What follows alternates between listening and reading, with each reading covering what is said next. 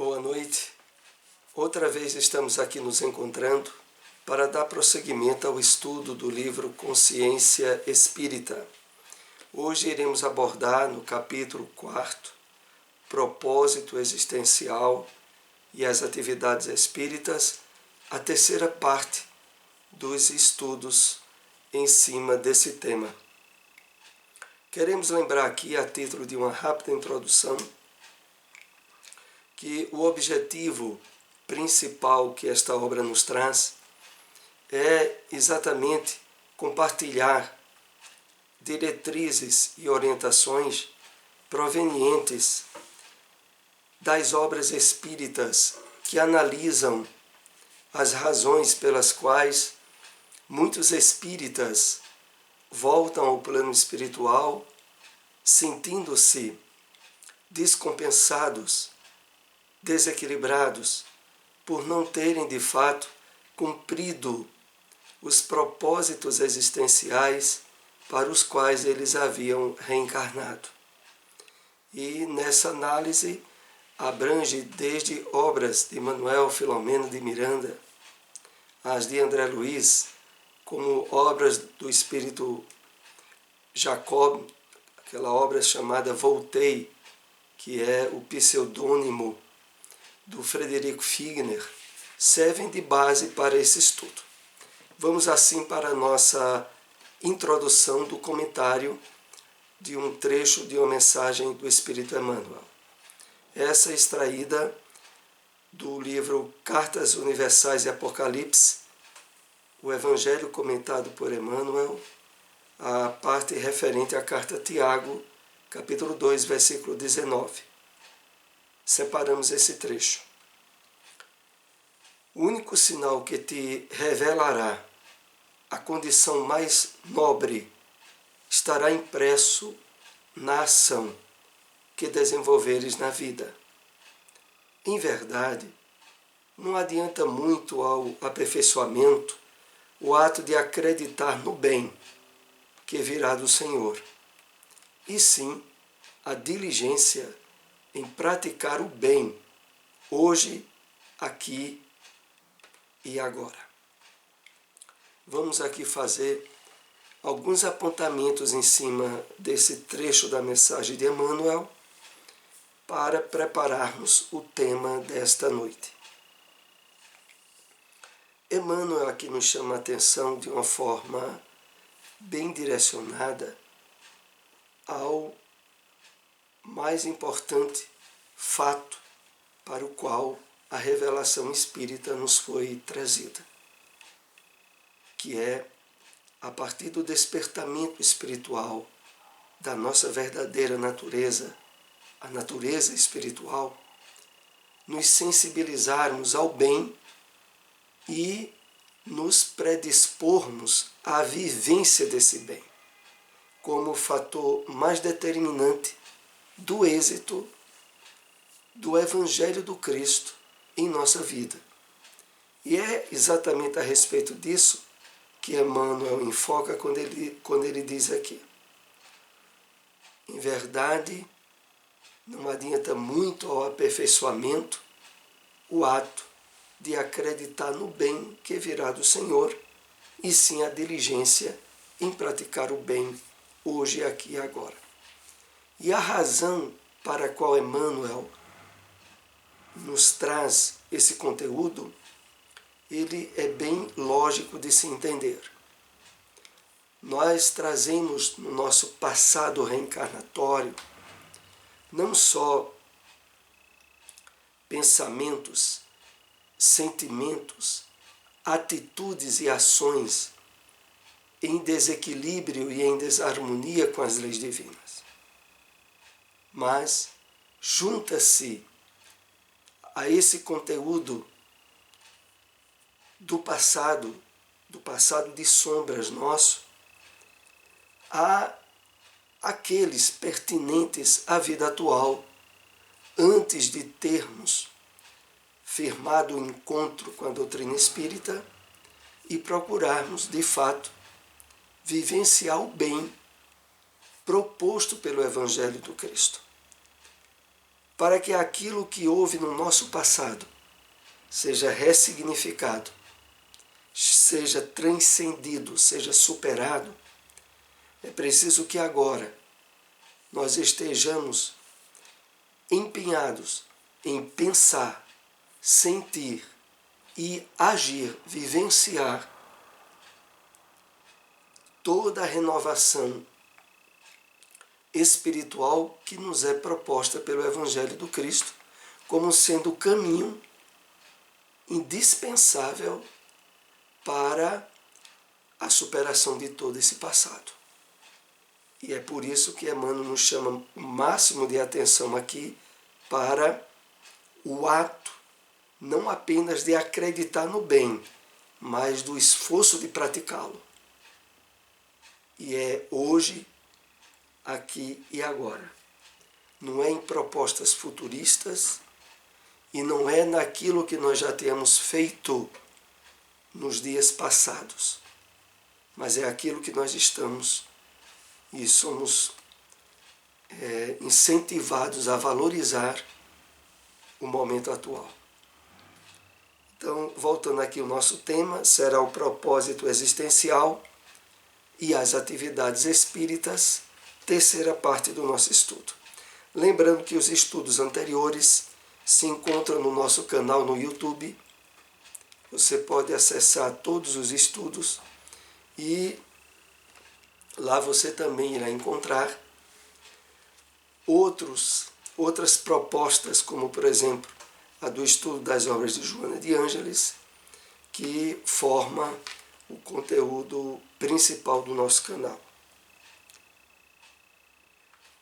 Na prática do propósito existencial, em sintonia com o programa existencial de ações no movimento espírita, poderemos ter três possibilidades: inibição, exibição e conexão.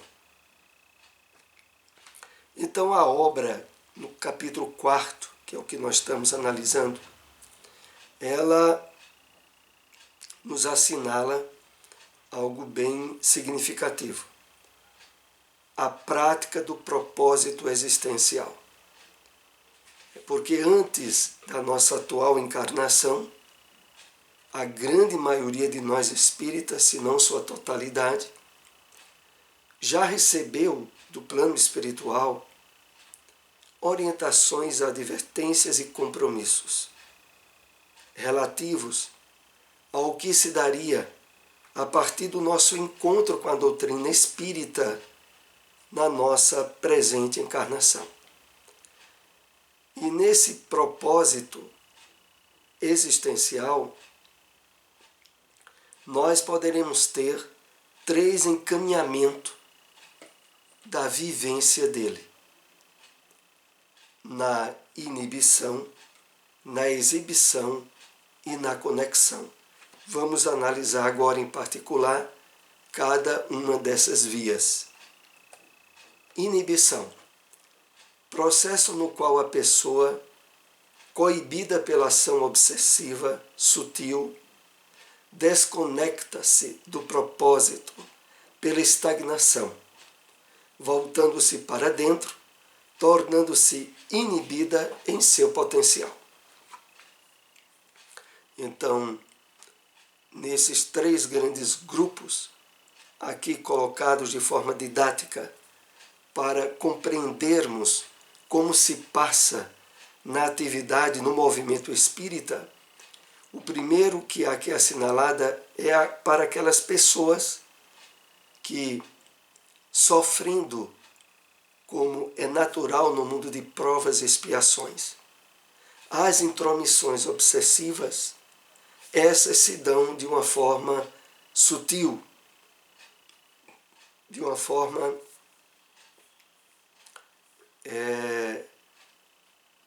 simples, entre aspas, facultando com que no dia a dia e nas nossas atividades na instituição espírita que estejamos aferidos nela, nós abramos brechas paulatinas e sucessivas para uma atuação morna tíbia, inibida em termos de potenciais que poderíamos estar trabalhando frente à divulgação e vivência dos postulados espíritas. E nessa intromissão, fecundada pelos espíritos ligados a nós desde passadas encarnações, ou aqueles outros que se colocam contrários à divulgação da doutrina espírita, nós damos brechas para que eles, envolvendo-nos em fluidos deletérios, incentivem em nós a preguiça, a estagnação, o trabalho tíbio nas nossas atividades espíritas. Exibição, processo no qual a pessoa coibida pela fascinação desconecta-se do propósito, voltando-se para fora, criando pseudos objetivos circunstanciais que também geram estagnação. Já nesse outro grupo, caracterizado pela designação de exibição, as pessoas envolvidas também em processos obsessivos de intromissão espiritual se envolvem pelo chamado fascínio e que dão a ela a falsa ideia de que já fazem mais do que o suficiente pela doutrina. E daí, então, abre-lhe um leque de compromissos e de objetivos de atividades que diminui ou cerceiam as suas atividades no movimento espírita. E isso, mais adiante, vai gerar uma estagnação, uma parada na qualidade e na intensidade do trabalho que essa pessoa realize. Conexão, processo no qual a pessoa, utilizando-se da vigilância e da oração, no movimento de sintonia, identificação e sinceridade, conecta-se com o propósito. Essa característica é aquela ideal que devemos buscar para a realização do nosso propósito existencial. A conexão, ela vai se verificar em nós quando, atentos ao trabalho de vigilância e de oração, em um movimento de sintonia com os benfeitores espirituais, a identificação e sinceridade nossa nos conecta com o propósito para o qual nos reencarnamos. Vamos aqui dar uma síntese do que a obra nos orienta nessa parte até aqui.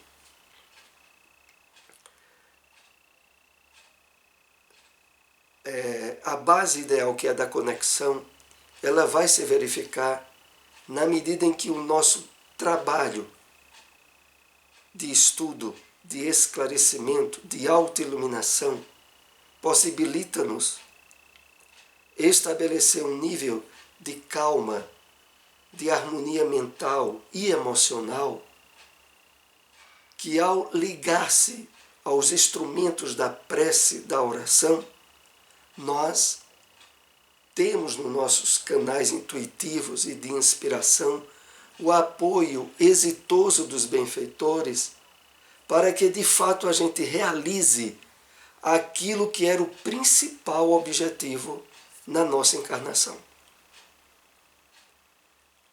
O grande grupo de pessoas, de espíritas, que não usufruem essa possibilidade, entre outras causas, é o fato de ainda estar em termos íntimos e emocionais, vivenciando conflitos e desequilíbrios que impedem uma melhor assistência e ajuda dos espíritos do bem, para que a pessoa perceba, veja e se decide a realizar da melhor forma possível os compromissos que ela assumiu com a espiritualidade. A coerção obsessiva é fomentadora da preguiça e da indolência. A pessoa é induzida a deixar a tarefa, gerando a deserção tormentosa ou a permanecer de maneira superficial, na deserção atormentadora. Algumas aulas atrás foi colocado alguns esclarecimentos em cima dessa situação. Aqui é colocado mais alguma luz sobre esses termos. O que aqui nos é colocado é que, através dos mecanismos de desvios provocados pelas sintonias espirituais inferiores de natureza obsessiva, a pessoa ela é induzida, ela é condicionada, ela é incentivada a deixar a tarefa, o compromisso maior na vivência da tarefa espírita. Nessa situação, gera deserção tormentosa.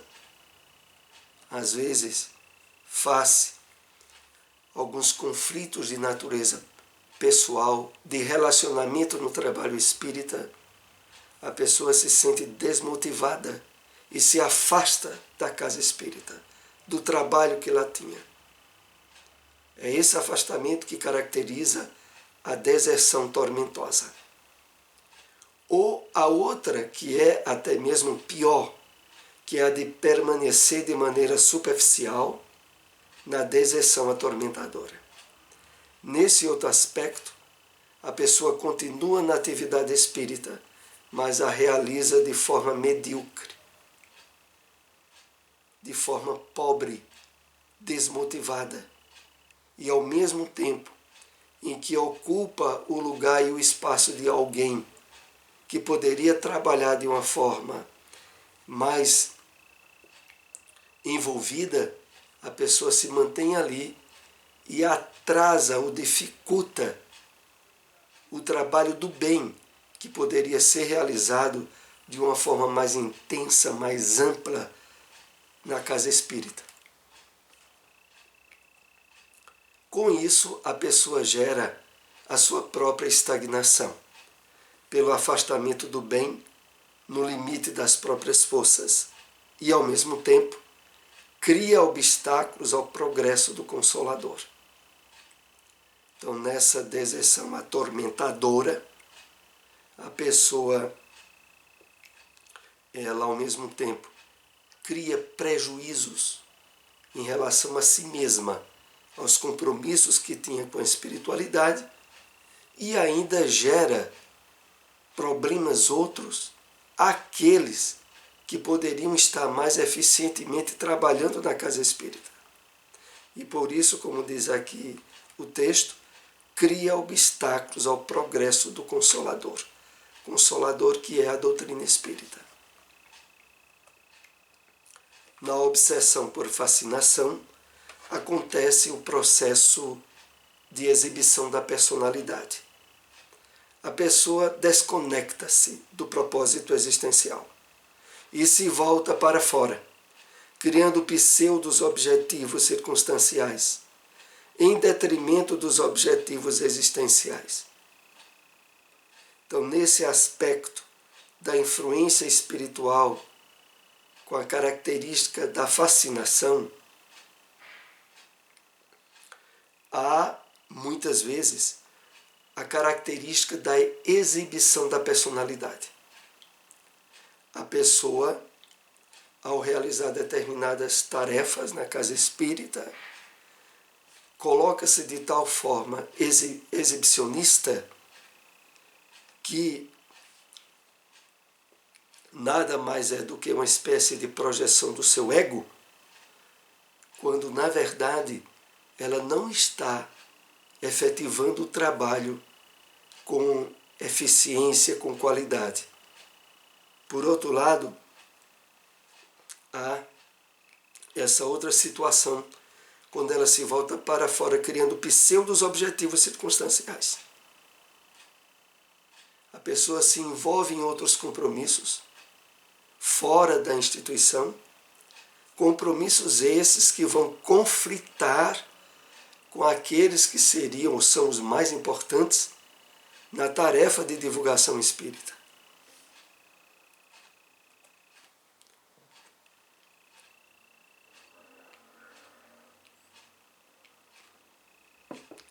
A conexão com o propósito existencial é resultado da vigilância e da oração necessárias no processo de sintonia e identificação com os objetivos existenciais ligados ao projeto iluminativo de Jesus.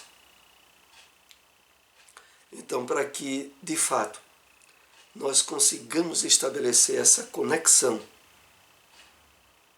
com a realização do propósito existencial de nossa vida,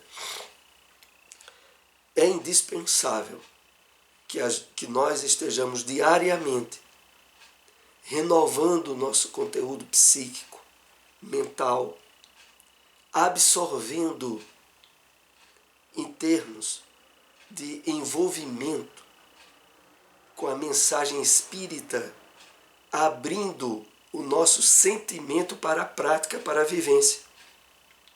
Nesse trabalho é que a vigilância vai se delineando de uma forma natural e espontânea. A melhor vigilância que se pode fazer em termos de evangelho, como Emmanuel nos propõe, é a prática do bem.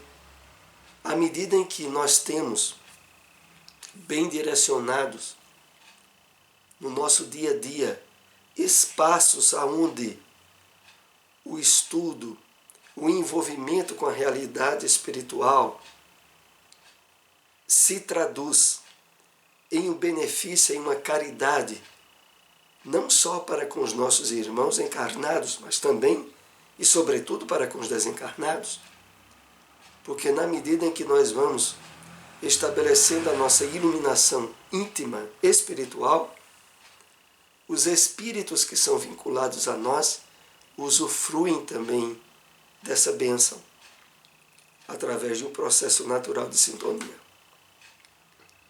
Então, é resultado da vigilância e da oração necessárias no processo de sintonia e identificação com os objetivos existenciais ligados ao projeto iluminativo de Jesus. Então, nesse projeto iluminativo, o compromisso que nós assumimos antes da atual encarnação foi com a doutrina espírita, sentida, vivida no dia a dia nosso. É preciso, e aqui é importante destacarmos, que aqueles que simpatizaram, que se identificaram com a doutrina espírita, não tenham dúvidas. O compromisso existencial é com ela. E pelo fato de estarmos numa doutrina de caráter ecumênico, universalista, que abraça todas, mas que ao mesmo tempo não se confunde com nenhuma delas, é importante estarmos bem esclarecidos de que o conhecimento, o estudo da doutrina espírita vai na raiz de todas as religiões, mas que não se confunde com nenhuma delas. E o espírita, depois que absorve o alimento do Evangelho do Cristo à luz da doutrina espírita, ele não conseguirá mais estabelecer um nível de harmonia e de paz íntima em outra doutrina. Porque, claro, através da mediunidade, a doutrina espírita foi a fonte de todas as grandes religiões da humanidade. Mas, ao mesmo tempo, particularizou um conjunto de ensinamentos, de iluminação em termos espirituais que não se consegue usufruir em nenhuma outra doutrina. Buscando iluminar-se na luz da verdade, a partir do desenvolvimento do poder amoroso em relação à vida, tornará o seu jugo suave e o fardo leve, realizando o bem no limite das próprias forças. Aqui é importante compartilharmos algumas observações.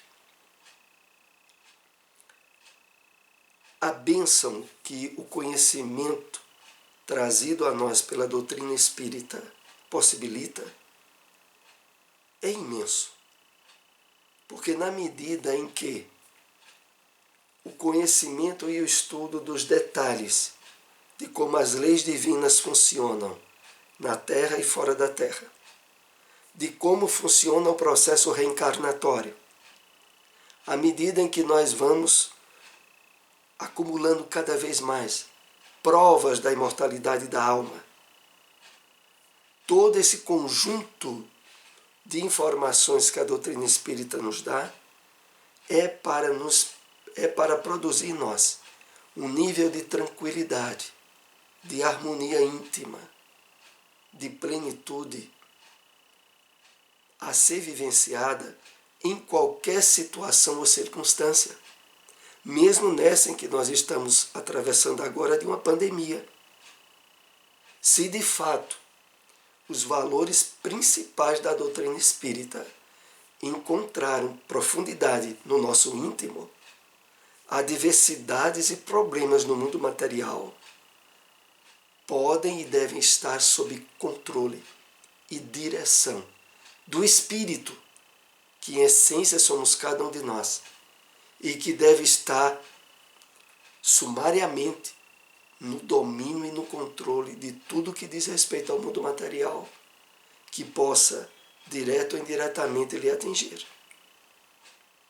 Então, o resultado desse benefício que a doutrina espírita nos dá é lembrado aqui: tornará o seu jugo suave e o fardo leve, realizando o bem no limite das próprias forças.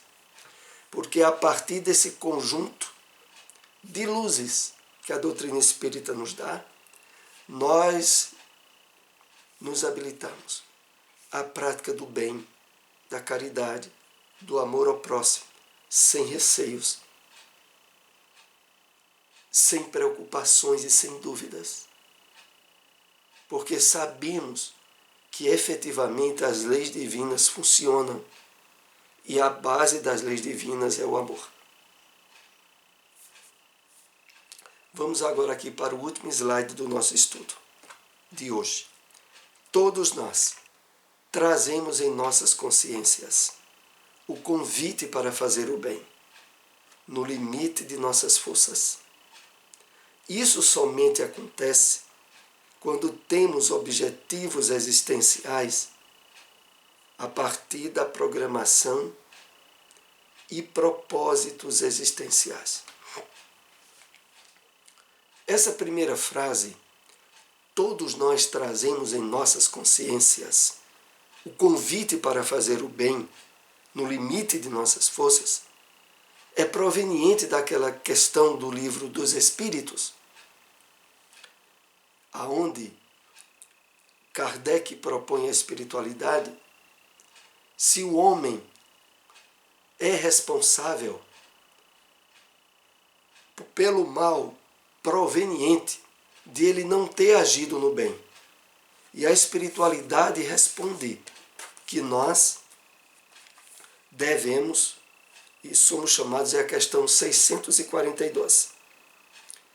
Para agradar a Deus e assegurar sua posição futura Bastará o homem não praticar o mal? É essa a pergunta que a espiritualidade responde. Não. Cumpre-lhe fazer o bem no limite de suas forças, porquanto responderá por todo mal que haja resultado de não haver praticado o bem.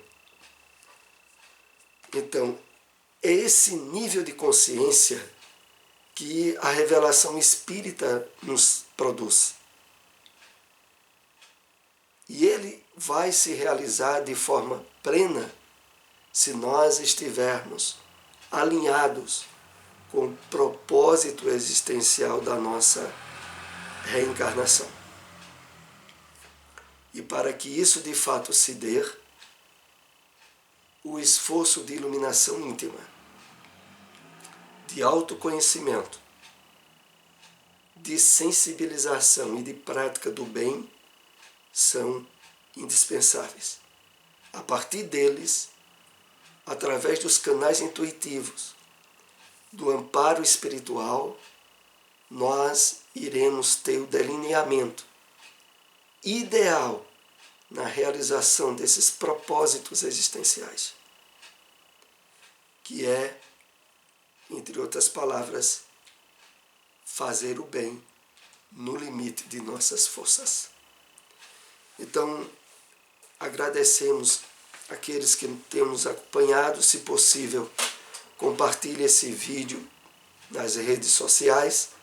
Posteriormente, ele estará disponível em nosso canal no YouTube. Uma boa noite, até o próximo estudo.